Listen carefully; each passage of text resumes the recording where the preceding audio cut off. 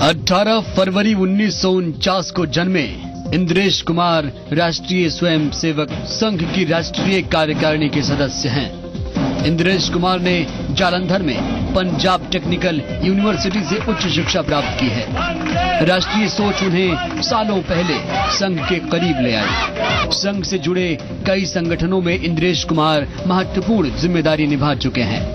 मुस्लिम राष्ट्रीय मंच के गठन में महत्वपूर्ण भूमिका निभाने वाले इंद्रेश कुमार ने हाल ही में मुस्लिम महिलाओं को लेकर एक सकारात्मक पहल की। इसमें उन्हें सशक्त बनाने, उनकी समस्याओं पर विचार करने, उनके मुद्दों के ठोस समाधान को लेकर चर्चा करने के लिए मुस्लिम महिला सम्मेलन करवाया। इसमें देश भर की मुस्लिम महिलाओं ने शिरकत की। जाहिर है ये एक बड़ी और सकारात्मक पहल है, वो भी तब जब ऐसे वक्त में देश के भीतर सहिष्णुता और असहिष्णुता के बीच बड़ी बहस छिड़ी हो। हालांकि इंद्रेश कुमार इससे इत्तेफाक नहीं रखते कि देश में असहिष्णुता है। और क्या सोचते हैं इंद्रेश कुमार, जानेंगे फेस टू फेस में। नमस्कार जी, राजस्थान न्यूज के खास कार्यक्रम फेस टू फेस में आपका स्वागत है। मैं हूं पुरुषोत्तम वैष्णव।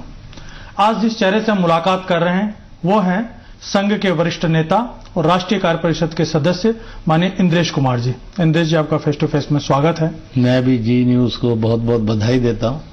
इंद्रेश जी, मेरा पहला सवाल आपसे वही है जो सामान्यतः सभी लोग आपसे पूछते हैं कि संघ के एक वरिष्ठ प्रचारक को इतने बड़े पैमाने पे मेहनत करके मुस्लिम समुदाय को साथ जोड़ने के लिए लगना पड़ा, क्या कारण थे और अब वर्तमान में क्या स्थितियां हैं? ऐसा है कि राष्ट्रीय स्वयंसेवक संघ की तरफ से हमेशा पूरे देश को जोड़ने का काम रहा है। इस देश के अंदर जो करोड़ों करोड़ मुसलमान हैं वो विदेशी नहीं है, वो अपने पूर्वजों से, अपने देश से, अपनी परंपराओं से, अपनी जाति और भाषा बोलियों से भारत का था, भारत का है और भारत का ही रहेगा। कुछ लोगों ने इस ढंग से प्रचार कर दिया है जिसमें सो कॉल्ड सेकुलरिस्टों का, कम्युनिस्टों का और विदेशी ताकतों का हाथ है। जैसे मुसलमान यानी विदेशी, मुगल आक्रांता जो आक्रांता बनकर आए वो विदेशी थे, परंतु इस देश का 95 से 98% मुसलमान वह पूर्णतया भारतीय ही है, केवल उसने मजहब बदला है। और इसलिए प्रयास रहे। जब हम हिंदू संगठन की बात करते हैं तो हिंदू संगठन यह कोई पूजा पद्धति से जुड़ा हुआ नहीं है, यह पूर्वजों से, परंपराओं से, देश से, यह राष्ट्र के संदर्भ में राष्ट्रीयता है और विश्व के संदर्भ में यह मानवता है। इसी विचार से एक बात निकल करके आती है कि जो हिंदुस्तान में रह रहा है वो सब हिंदू है, और जब ये बात निकल करके आती है तो कहीं ना कहीं इस देश में जो है वो सब हिंदू है, मतलब अलग जो मतांतर मानने वाला है उसको लेकर के एक विरोधाभास है कि और वो जो जिस विषय को लेकर आप चल रहे हैं उसमें कहीं ना कहीं उसमें एक उसके कारण से अड़चन आती है। ऐसा है कि अड़चन नहीं आती है, किसी का अज्ञान अड़चन पैदा करे तो उसका अज्ञान दूर करना चाहिए, ना कि सत्य को बदलें। इसलिए इसके कहने से ये आता है इस देश के सब लोग भारतीय हैं, भारतवासी है, हिंदुस्तानी है, हिंदी हिंदू हैं, इंडियन है, आर्य हैं। यह एक सत्य है। उसको अगर भड़काते हैं तो भड़काने वाले अज्ञानी हैं, षड्यंत्रकारी हैं या किसी एजेंसी का काम करते हैं, इसलिए उनको सही होना चाहिए। मैंने तो जब लाखों लाख करोड़ों करोड़ मुसलमानों में, बौद्धों में, जैन में, तो वो सब कहते हैं अगर हिंदू शब्द राष्ट्रवाचक है, अगर हिंदू शब्द संस्कृतिवाचक है तो हमें कोई एतराज नहीं है। मौलाना जमील यासी होते थे, ऑल इंडिया प्रधान थे और मुसलमानों के मौलानाओं की संस्थाओं के, वो भी ये कहते थे कि हिंदू शब्द, भारतीय शब्द, इंडियन शब्द ये अगर राष्ट्रवाचक हैं और संस्कृतिवाचक हैं तो हम भी यही सब कुछ है। संघ ने ये हमेशा कहा है कि भारतीय के नाते, हिंदू हिंदुस्तानी के नाते, इंडियन के नाते किसी की जाति, पहचान और पूजा पत्ती कोई खतरा नहीं है, उसको पूर्ण स्वतंत्रताएं हैं। तो मुझे ये लगता है कि लोगों में जानबूझकर अज्ञान फैलाकर उनको भ्रमित करके भड़काने और लड़वाने और उकसाने का जो काम किया जाता है, इस देश के अंदर ऐसे लोगों ने ये काम नहीं करना चाहिए। कहते हैं कि जो भड़काए, लड़वाए और गुमराह करे वो इंसान और देवता तो हो ही नहीं सकता, बल्कि वो इंसान से गिरकर शैतान हो जाता है। जिस मकसद को लेकर के आपने कार्य शुरू किया, अपने आप में अभिनव कार्य था नहीं, सफल, इसको बदल लीजिए, अभिनव कार्य है। जो शुरुआत इसकी थी, अब कितना उसमें लगता है कि आप अपने लक्ष्य में के तो पास मेरा पहुंच पहला पाए? तो यह अभिनव कार्य था नहीं है, कहिए उसको। इस देश के अंदर इतना स्थापित हो गया है कि आज समय समय पर जो भ्रम पैदा किए जैसे थे, योग को लेकर किया गया, कुछ लोगों ने बोलना शुरू किया और बड़ी संख्या ने, धीरे धीरे वो संख्या घटी कि सूर्य नमस्कार नहीं करेंगे, ये एंटी इस्लामिक है। यानी सूर्य नमस्कार जिससे स्वास्थ्य अच्छा होता है, तो जो इसको एंटी इस्लामिक कहते हैं वो ये कहना चाहते हैं कि मुसलमान बीमार रहना चाहिए, वो स्वस्थ नहीं होना चाहिए, वो निरोग नहीं होना चाहिए। क्योंकि सूर्य नमस्कार जो है, सूर्य की अगर पूछा, आपके माध्यम से पूछूंगा कि किसी से पूछा गया उसका मजहब बताओ, उसकी जाति बताओ, उसकी भाषा बताओ, उसकी एजुकेशनल शैक्षिक और योग्यता बताओ, उसका पद, स्थान, दायित्व, स्टेटस बताओ, तो मुझे लगता है कि सूर्य जो है उसका अगर इन सब प्रश्नों का उत्तर है तो एक ही है, वेलफेयर, जन कल्याण। और पूरा विश्व सूर्योदय के साथ जागता है, ये एक नियम है सूर्य नमस्कार से जुड़ी एक तो चीज और इसलिए आई थी, सूर्य सर, नमस्कार कि नमाज ये स्वास्थ्य का है। और अनेक मुसलमानों ने जब शोध किया, उन्हें कहा योग जो है ये तो हमारे नमाज की प्रक्रिया में मिलता है। विशेषतः सूर्य नमस्कार की जो मुद्राएं हैं ऐसे वो ही काफी मिलती है। गाय पर आई चर्चा, तो हम तो गोश्त खाएंगे। तो जबकि कुरान शरीफ के अंदर जो सबसे बड़ा अध्याय है जो बीमारियों के उपचार का है, वह है सूरह अल बकर है, जिसको भारत की सब भाषाओं में गाय कहते हैं। तो प्रश्न हमने पूछा कि कुरान शरीफ के अंदर बीमारियों के उपचार वाला अध्याय जो सबसे बड़ा अध्याय है, उसको गाय के नाम क्यों समर्पित किया गया है। हजरत आदम से लेकर हजरत रसूल तक किसी नबी ने कभी गोश्त नहीं खाया। अंतिम नबी के सामने जब गोश्त परोसा गया तो उन्होंने कहा ये बीमारियां हैं, इसको मेरे सामने से हटा दो। और एक खूबसूरत नई हदीस जन्मी, गोश्त बीमारी है, दूध शिफा और इलाज है, यानी ट्रीटमेंट और मेडिसिन है। तो जो ये कहते हैं हम तो खाएंगे, इसका मतलब वो बीमारियां खाना चाहते हैं। तो कभी कभी कट्टरता में और हिंसा में ठीक और गलत का विवेक भी कैसे खत्म होता है, ये एक सामने आश्चर्यजनक सत्य आ रहा है। तो इस प्रकार से और मुस्लिम मंच ने और बीफ पार्टी नहीं, काउ मिल्क पार्टी, बीमारियां नहीं बल्कि सेहत, इसका एक अल्टरनेटिव उन्होंने शुरू किया है। हमने भी उनको बधाई दी कि आपने एक अच्छा कार्य प्रारंभ किया। इसी तरह से 8 अगस्त को जब 9 अगस्त 1942 में बापू ने नारा दिया था अंग्रेजों भारत छोड़ो, इसी तर्ज पर मुस्लिम राष्ट्रीय मंच ने मौलाना इमामों के द्वारा और नारा दिया कि दहशत, दंगा, नफरत और हिंसा, भारत छोड़ो, भारत छोड़ो। ये एक बहुत बड़ा सन 15 का इनकलाब का मार्ग है। उसमें से पूरे समाज को एक आशा की किरण बढ़ती हुई नजर आ रही है। ये एक दृश्य दिख रहा है। देश का विचार, जिस देश की सोच सर्वे भवन्तु सुखिनः की हो, जहां की सोच के मूल में वसुधैव कुटुंबकम हो, उस देश के ऊपर आज की तारीख में असहिष्णु होने का तमगा लगाएगा। आपने बहुत अच्छा प्रश्न किया और बहुत सुंदर प्रश्न किया, और ये डिबेट बढ़नी चाहिए देश के अंदर, जरूरी है। पहली बात यह है कि जो लोग इस देश को असहिष्णु कह रहे हैं, तो मैं उनसे पूछना चाहता हूं, दुनिया का कौन सा देश है जो भारत से ज्यादा सहिष्णु है आज भी? दूसरी बात, वो इस देश के अंदर समय समय पर जब घटनाएं घटती रही कि तिरंगा जलाना, पाकिस्तानी झंडा लहराया जाना, मुझे लगता है कि इससे शर्मनाक कोई बात नहीं हो सकती है, इससे असहिष्णु कुछ नहीं हो सकता है भारत में। इसके लहराने पर नहीं लग रहा कि देश में असहिष्णुता और पूरे बलिदानों का अपमान किया जा रहा है। ऐसा नहीं लगता कि जबकि ये सबसे बड़ी फीलिंग थे। जो बुद्धिजीवी तबका है, वो बुद्धिजीवी तबका एक विचारधारा विशेष और के समर्थन में और एक व्यक्ति विशेष के विरोध में इस सारी की सारी कहानी को रचा गया है। एक विशेष विचारधारा के समर्थन में और कहीं ना कहीं जिन्होंने अपनी स्वतंत्रता, सम्मान, बौद्धिकता और मानसिकता को कुछ ना कुछ गिरवी रख दिया है विदेशियों के हाथ में या भारत के अंदर गुमराह भटके लोगों के हाथ में, जो देश को तोड़ने वाली राजनीति करते हैं उनके हाथ में रख दिया है।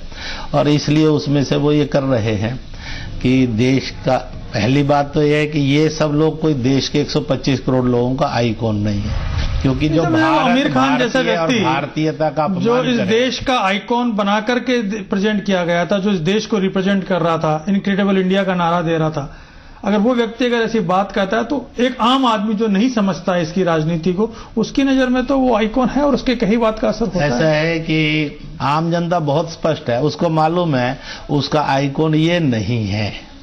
उसका आइकॉन कौन है? उसका आइकॉन तथागत बुद्ध है, महावीर है, नानक है, वाल्मीकि है, रविदास है, कबीर है। उसके आइकॉन जो है राम है, कृष्ण है। इसलिए आप भारत का संविधान भी देखेंगे, उसमें जो 22-26 फोटो दिए गए वो भारत के संविधान में ये सब रखे गए। जब भारत का संविधान सहिष्णु भी है और सर्व पंथ भाव का भी है, उसमें ये सब चित्र दिए गए। जो इन चित्रों को कॉमनल कहते हैं, इसका मतलब है कि वो स्वयं कॉमनल हैं और भारत के संविधान को भी वो कॉमनल कह रहे हैं। तो मुझे ये लगता है कि वो स्वयं गुमराह है, देश सही रास्ते पर है। इसके पीछे जो पिछले दिनों गति मिली इस देश को जो अंतर्राष्ट्रीय स्तर पर सुरक्षा परिषद, संयुक्त राष्ट्र सुरक्षा परिषद का सदस्य बनने के लिए प्रयास हुए, उन सब के दौरान नवाज शरीफ का वहां एक भाषण होना जिसमें कहना है कि साहब हम भी आतंकवाद पीड़ित हैं, हिंदुस्तान से आतंकवाद आ रहा है।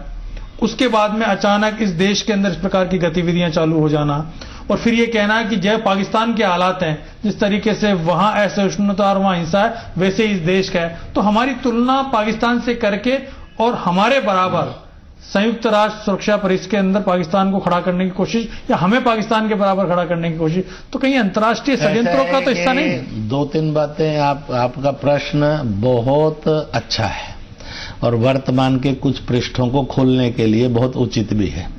और वो ये है कि आज भारत में और विश्व के सब देशों की धरती पर अगर किसी एक देश की जय और जिंदाबाद का नारा लग रहा है तो भारत माता की जय और जिंदाबाद का लग रहा है। दूसरा, भारत के 125 करोड़ लोग स्वभावतः ये बोलने लग गए हैं, बच्चे से बूढ़े तक, जवान भी, महिला पुरुष भी, हर जाति पंथ भाषा दल का आदमी आने वाले कल के अंदर भारत को विश्व का नेतृत्व करना है। तो स्वाभाविक रूप से दुनिया के अंदर बहुत ताकतें हैं जिनको पसंद नहीं है और बहुत ताकतों की एजेंसियां हिंदुस्तान में हैं, उनको भी ये पसंद नहीं है। और इसलिए किसी भी तरह से भारत सुरक्षा परिषद का सदस्य न बने, भारत दुनिया की अर्थ मंडी में सबसे अग्रणी न बने, भारत समस्याओं के समाधान करने में भारत की और विश्व की अपना बड़ा खुला योगदान स्थापित ना कर पाए, इसलिए एक सोची समझी ऐसी और षड्यंत्र का भी शिकार कहीं ना कहीं ये हमले उसका रूप दिखाई देते हैं। मैं अभी 25 नवंबर को बनारस में, काशी में और सारनाथ में था। सारनाथ में महाबोधि सोसाइटी के द्वारा कार्यक्रम था, 23 देशों के प्रतिनिधि थे, हजारों में। मैंने उनसे पूछा आपको भारत में कैसा लगता है? पत्रकार भी थे और बुद्धिजीवी भी खड़े थे बहुत से और सब तरह के लोग थे वहां। उन्होंने कहा safest place in the world है, happiest place in the world है, जहां सबको फ्रीडम है, ऐसा स्थान है। तो मुझे लगता है कि जो लोग बोल रहे हैं वो बेचारे बहुत दुर्भाग्यशाली हैं कि वह भारत की खुशबू को भी और भारत की खूबसूरती के साथ भी जी नहीं पा रहे हैं, भारतीय होने के बावजूद भी। चलिए साहब, माननीय इंद्रेश जी से हमारा ये चर्चा जारी रहेगी। अभी रुक रहे हैं एक छोटे से ब्रेक के लिए।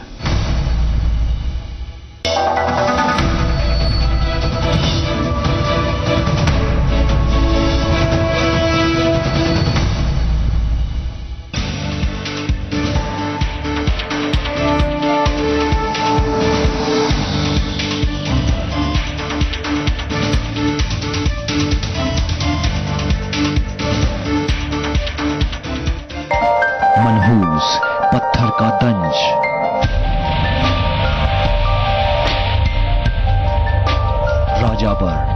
का श्राप।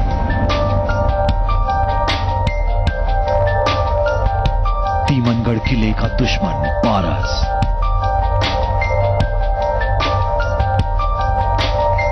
रहस्य लोग रात 8:30 बजे।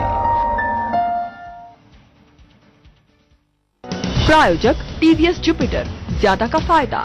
स्लिम और सुंदर दिखने के लिए न्यूट्री स्लिम, पतंजलि सौंदर्य फेस वॉश, छिपी चिकनाई व मैल हटाए कोमलता से। और फोर्स का बलवान, पूरा दम वसूल। शूटिंग के बिजी स्केड्यूल के कारण फिटनेस मेंटेन करना बहुत ही मुश्किल था, लेकिन अब न्यूट्री स्लिम के रोजाना इस्तेमाल से बिजी स्केड्यूल के साथ फिटनेस मेंटेन करना हो गया है बिल्कुल आसान। स्लिम दिखने के लिए न्यूट्री स्लिम। पतंजलि आंवला जूस और एलोवेरा जूस के 2-2 घूंट। इनके प्राकृतिक गुण जगाए आपकी सेहत, त्वचा और बालों में नई चमक और दिलाए कब्ज से छुटकारा। पतंजलि स्वरस, सबको करेंगे सूट। सेहत के 2 घूंट। 2 घूंट की बात है।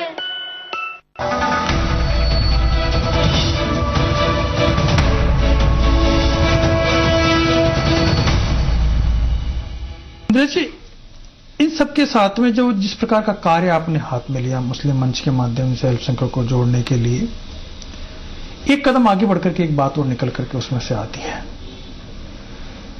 इस देश के अंदर जब थ्रेट की बात आती, अभी एक आईएसआई का बहुत बड़ा मॉड्यूल ब्लास्ट हुआ है, देश की खुफिया एजेंसियों ने निकाला। इतनी कोशिशों के बावजूद भी विदेशी शक्तियां हमारे इस देश के अल्पसंख्यक तबके के कुछ युवाओं को भटकाने में कामयाब हो जाती है। वो जिम्मेदारी भी साहब आपको लेनी पड़ेगी, आपके संगठन को लेनी पड़ेगी कि समाज के बीच में जो ये स्लीपर सेल के माध्यम से या जासूसों के नेटवर्क के माध्यम से जो जगह बन रही है, उनको तलाशें, उनको ढूंढें और एक्सपोज करें। इस जिम्मेदारी के लिए भी आपके संगठन को लगना पड़ेगा। ये देश और समाज मूल कुछ समस्याओं से मुक्त हो, ये एक बहुत बड़ी आवश्यकता है। भ्रूण हत्या, बलात्कार, नशा, तलाक, दहेज, गरीबी, भूखमरी, बेरोजगारी और छोटी छोटी बातों पर तनाव, फसाद, भड़काना।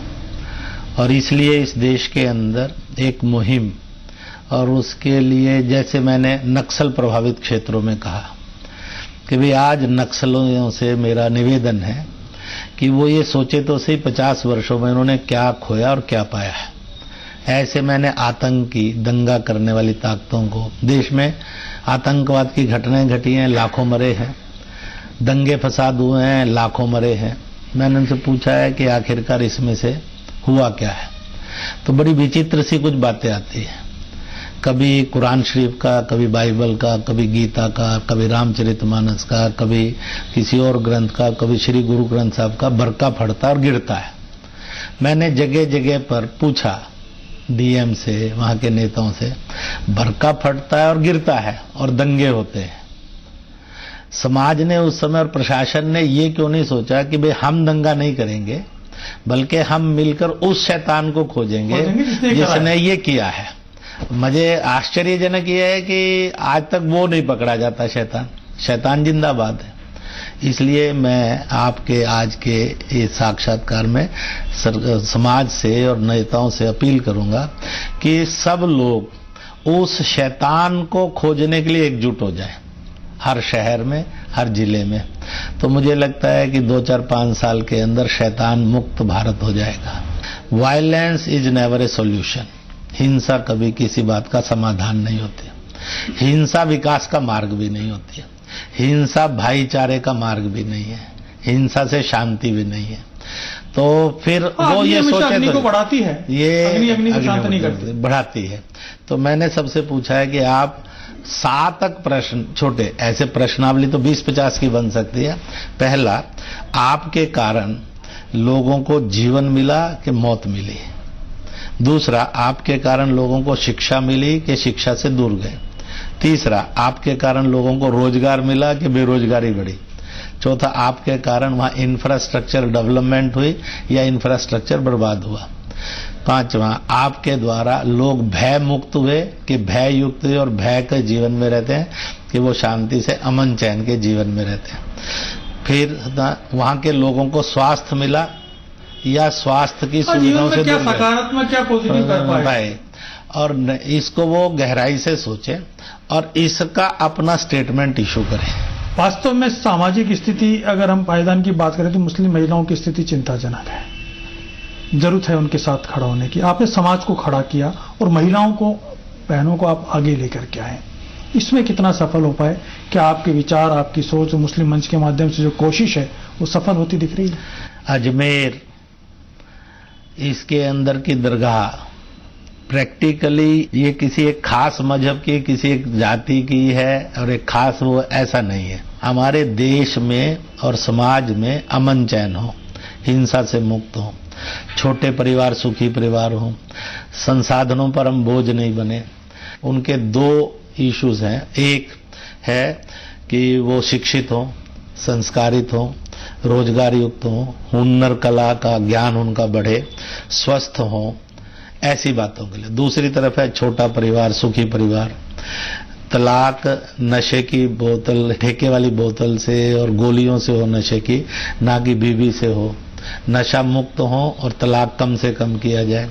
ये जो एक असहिष्णुता और आतंक का जहर घोला जा रहा है, इससे लोग बचें, इनसे मुक्त हो। अगर महिलाएं जग गई, अगर घर की माताएं जग गई, अब आज तो परिणाम उनका आएगा। रेजोल्यूशन ही है कि आतंक जिहाद नहीं है, पूरा फसाद है, ये किसी की जिंदगी नहीं है, ये सबकी मौत है।